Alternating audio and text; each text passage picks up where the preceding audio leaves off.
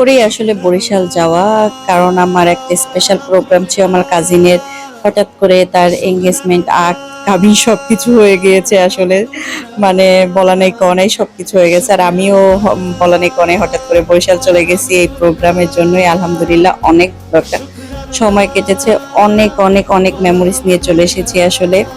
যা এটা না গেলে আমি অনেক মিস করতাম। গিয়েছে আলহামদুলিল্লাহ, অনেক ভালো লেগেছে। এই তো বরপক্ষের জন্য ছোটখাটো বাসায় প্রোগ্রাম হয়েছে, ঘরোয়া প্রোগ্রাম। তাদের জন্য এই যে পোলাও, রোস্ট, মাছ, রূপচাঁদা মাছ, চিংড়ি মাছ, পাঙ্গাস মাছ, তারপর হলো যে গরুর মাংস, আসলে সবকিছুই রান্না করা হয়েছে। এবং অনেক মিষ্টি ছিল, অনেক পিঠা ছিল, এগুলো সব বাসায় বানানো।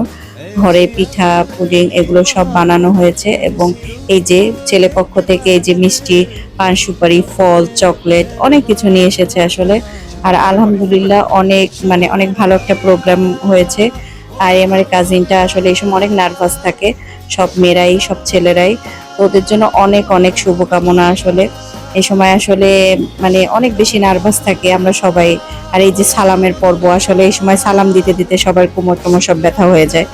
যাই হোক, এই তো আমরা রাতে আবার বের হলাম, ফুচকা, চটপটে, তারপর চা, এইগুলো আমরা তো বের হবো, এটাই স্বাভাবিক। আর হলো যে এই আমি ঠিক আসবো, আমার অটো দাঁড়ানো, ঠিক এই সময় আমার কাজিন বিনতিয়া সগির আমাকে একটা সারপ্রাইজ দিল, কেক নিয়ে চলে এসেছে আমাদের ম্যারেজ ডে।